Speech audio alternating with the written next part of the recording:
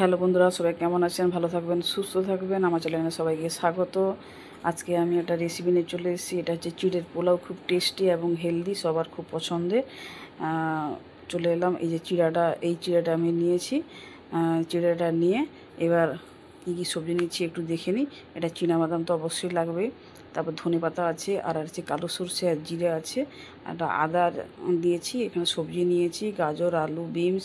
আপনারা যে যার মতন করে সবজি নিতে পারেন, টমেটো, যে যার মতন করে সবজি নিতে পারেন। পেঁয়াজকে আমি কেটে নিয়েছি, লঙ্কা আছে, ঘি তো মাস্ট। আমি জলটা বসিয়ে দিচ্ছি, অনেকক্ষণ ধরে জলটা ফুটে গেছে। এখানে আমি হলুদ, লবণ আর তেল অবশ্যই দিয়েছি। কিছু করতে হবে না, শুধু এই যে দিয়েছি, এক ফাড়া দু ফাড়া নাড়িয়ে করে জাস্ট নামিয়ে দেবো। চিড়াকে বেশিক্ষণ ফুটাবেন না, একদম ফুটাবেন না। এই যে গরম জলে দিলেন, জাস্ট ভাপিয়ে নেওয়ার মতন। আমি সঙ্গে সঙ্গে নামিয়ে দিয়েছি। দেখেছেন চিড়াটা আমার কীভাবে এসছে? এইভাবে চিড়াটা কিন্তু আসবে। আর যদি এইভাবে বানান না, চিড়াটাকে একটু গরম জলে ভাপিয়ে নিয়ে, তাহলে কিন্তু এটা যদি যখনই 24 ঘন্টার মধ্যে যখনই খান না কেন, একদম নরম তুলতুলে থাকবে। আর যদি জলে ভিজিয়ে করেন না, তাহলে কিন্তু ওটা কিন্তু কিছুক্ষণ পরে না একদম একদম কাঠ হয়ে যায়, চালের মতন হয়ে যায়, ভাল লাগে না খেতে। তার জন্য এবার আমি কী করলাম, তেলে সরষা ফোড়ন আর জিরা ফোড়নটা দিয়ে দিলাম। এখানে আলু আর গাজরটা, এটা খুব শক্ত তো, ওই জন্য দিয়ে দিলাম। লবণ দিয়ে একটু ঢাকা চাপা দিয়ে একটু ভেজে নেব।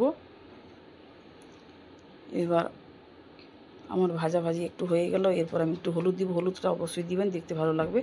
হলুদ লবণ তো দেওয়া হয়ে গেল। এবারে নাড়তে থাকি। এরপরে আমি একটু কিউব করে রাখা পেঁয়াজ কুচি দিয়ে দেবো।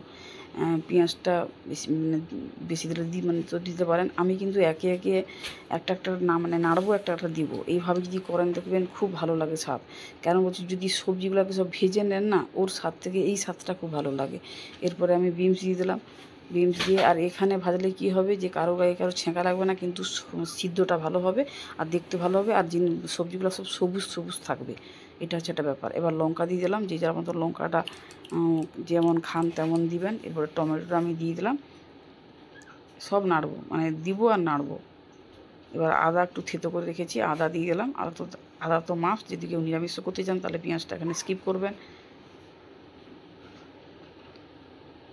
কীভাবে নাড়ি চাড়ি, এই যে আমি নাড়ছি, সবজিগুলো কিন্তু কালার একদম যায়নি, খুব ভালোভাবে কিন্তু আছে। আর ঢাকা দিবেন না। ওই আলু গাজরটা যখন সিদ্ধ হওয়ার সময় একটু ঢাকা দিয়েছিলাম, আর দিবেন না।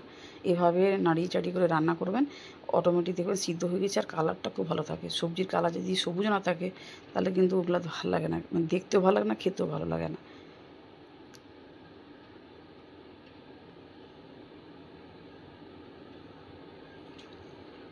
এবার আমি একটু কিশমিশ দিয়ে দিলাম এখানে।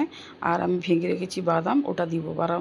আমার ছেলে গোটা গোটা বাদাম খায় না, তার জন্য আমি এখানে ভেঙে নিয়েছি। আপনারা চাইলে কিন্তু গোটা বাদাম দিতে পারেন, এইভাবে ভেঙেও দিতে পারেন। কোনো টেস্ট খারাপ হবে না, খুব ভালো হয়।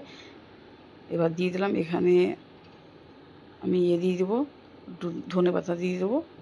ধনেপাতা, ঘি তো দিতেই হবে, মাস্ট। ঘিটা অনেকে নামানোর আগে দেয়, আমি এখানে আগে দিব এই কারণে, যে আমাদের বাড়িতে ঘি কিন্তু খুব একটা কেউ পছন্দ করে না, ঘিয়ের সেন্টটা।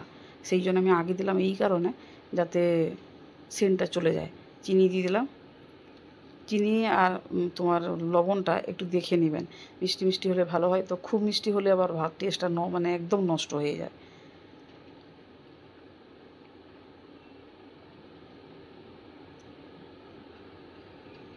ধনেপাতাটা দিয়েছি আগে এই কারণে, যে ধনেপাতাটা যদি এদের সঙ্গে থাকে, একটু ভাপা হয়ে যায়, তাহলে কিন্তু ধনেপাতার সেন্ট একটা কিন্তু আলাদা আসে। আর অবশ্যই যদি ক্যাপসিকাম থাকে, অবশ্যই দিবেন। ক্যাপসিকামের সেন্টও দুর্দান্ত লাগে। যদি নিরামিষ হয়, তাহলে তো আরও দিবেন। আমার ছিল, আমার মনে নাই দিতে। এটা হচ্ছে দেখেছেন কতটা ঝুরঝুরে হয়েছে এবং নরম তুলতুল করছে, যেমন এইভাবে করে দিবেন। এইভাবে চিড়া যদি পোলাও করেন না, তাহলে কিন্তু একদম ফাটাফাটি হবে। আর কিছুতেই শক্ত হয়ে যাবে না, অনেকক্ষণ ধরে নরম থাকবে, তুলতুল করবে। এমনি জলে ভিজিয়ে করলে কিন্তু শক্ত হয়ে যায়, দাঁতে প্রচুর লাগে। এটা হলে একদম সুন্দর এইভাবে করে ফেলবেন। আর অবশ্যই নামানোর আগে গোলমরিচ এবং গরম মশলা দিয়ে দিবেন। এই দেখুন আমার কতটা ভালো হয়েছে দেখতে, বেশ সুন্দর লাগছে কিন্তু দেখতে। লঙ্কাটা যে যেমন খান তেমন দিবেন, অবশ্য আমি কম দিয়েছি। কেমন হলো সবাই বলবেন। ভালো থাকবেন, সুস্থ থাকবেন, আর সবাইকে একটু সাপোর্ট করবেন, তাহলে সবার কাছে মোটামুটি সব ঠিক জায়গায় পৌঁছতে পারবো। নমস্কার, রাখছি।